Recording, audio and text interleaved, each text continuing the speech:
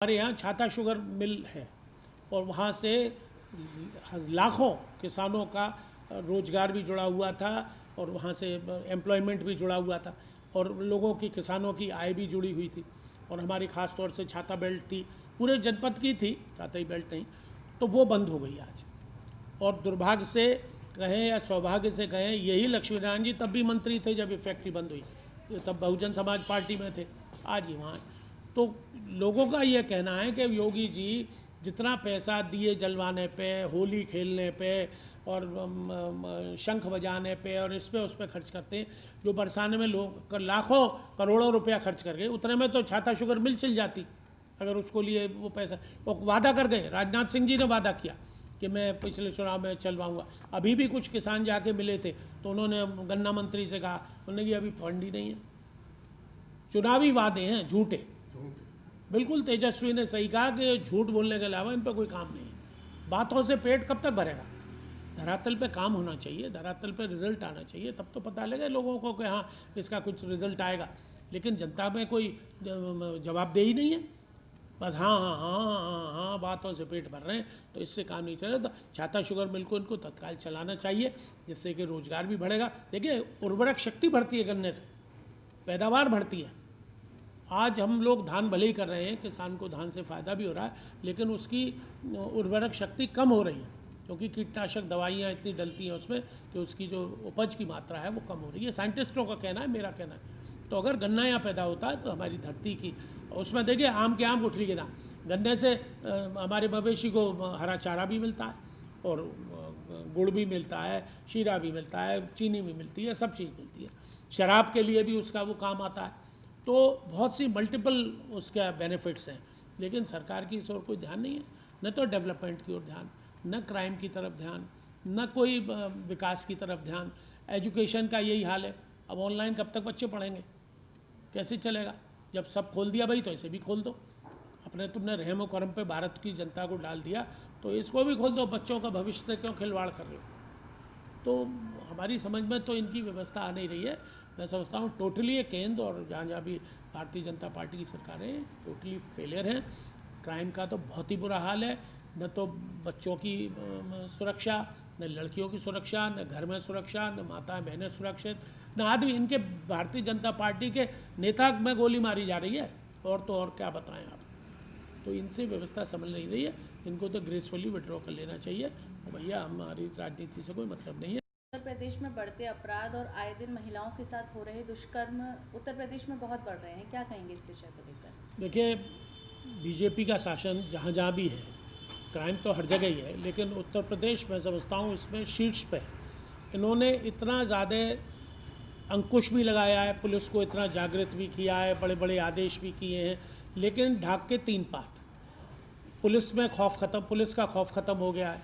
Lawlessness इतनी है, आप आए दिन बलात्कार, मर्डर, लूट और अपहरण, कितना आप क्राइम, मैं समझता हूँ जितना भारत में उत्तर प्रदेश, हालांकि कहते हैं राजस्थान ज़्यादा है, हम 3 नंबर पे हैं। ये नंबरों को आगे पीछे करने में लग रहे हैं, इस पर नहीं बढ़ रहे हैं कि व्यवस्था कैसे सुधरे, किस तरह से लॉ एंड ऑर्डर कायम हो।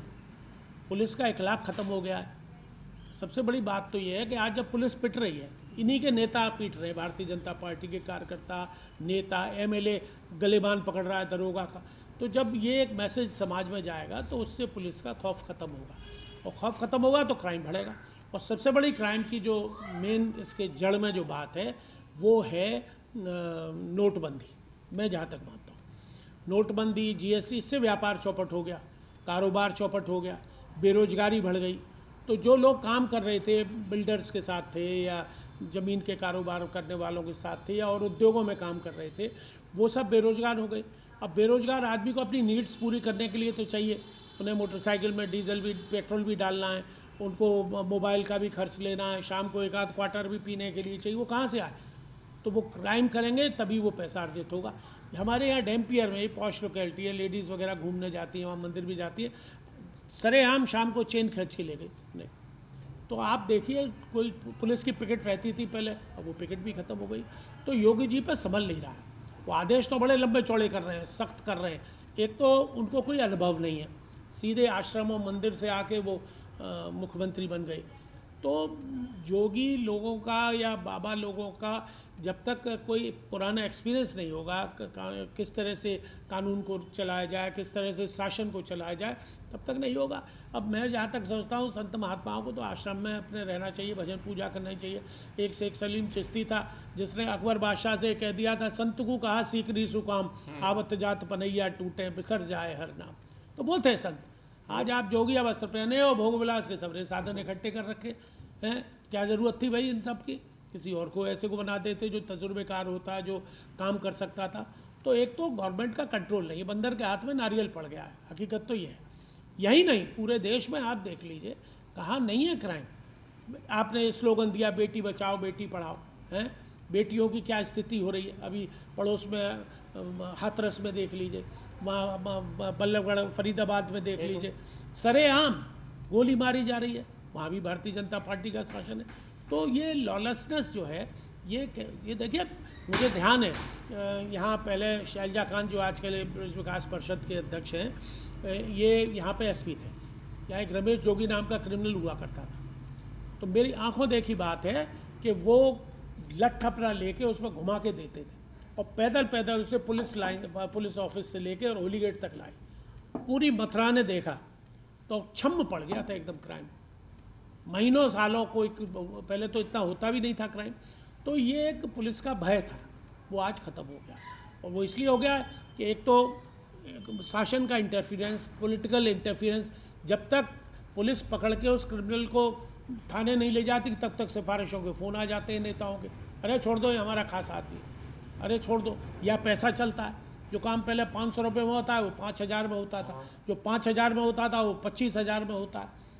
तो ये सब जो अव्यवस्था हुई है शासन की, प्रशासन की, वो एक अपरपक्व जो नेतृत्व है हमारा माननीय योगी जी, पूरा उनके प्रति सम्मान है हमारा, लेकिन वो बिल्कुल फेल है।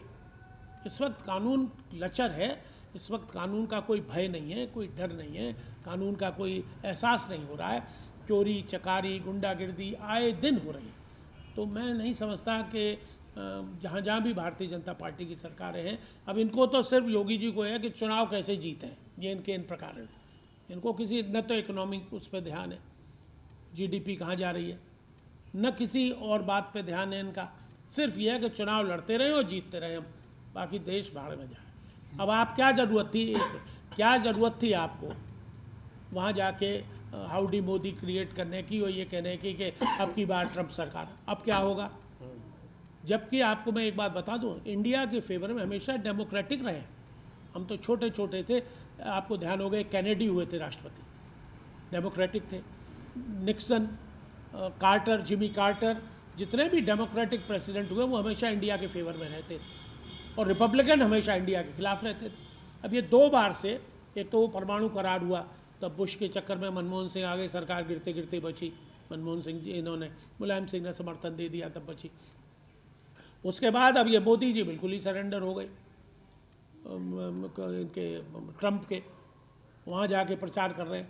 और इसके संग संग मैं एक बात और बता दूं आपको कि ये जो कोरोना आया ये भी ट्रंप की मेहरबानी है। 4000 क्रू मेंबर आए थे इनके संग, आपको मालूम है? 4000 उनसे पहले आ गए थे और उनके बाद आए। और जहाँ जहाँ वो आए, जहाँ जहाँ पेड़ पड़े संतन के, तहीं तहीं पटरा धार। आप देखिए अहमदाबाद में तो उन्होंने उद्घाटन ही कराया, पूना, बम्बई, दिल्ली, आगरा, जहाँ जहाँ फ्लाइट से वो लोग आए, कोरोना लेके आए और वही हमारे यहाँ फैला। नहीं तो हमारे कोरोना था ही नहीं अगर बाहर के लोग नहीं आते।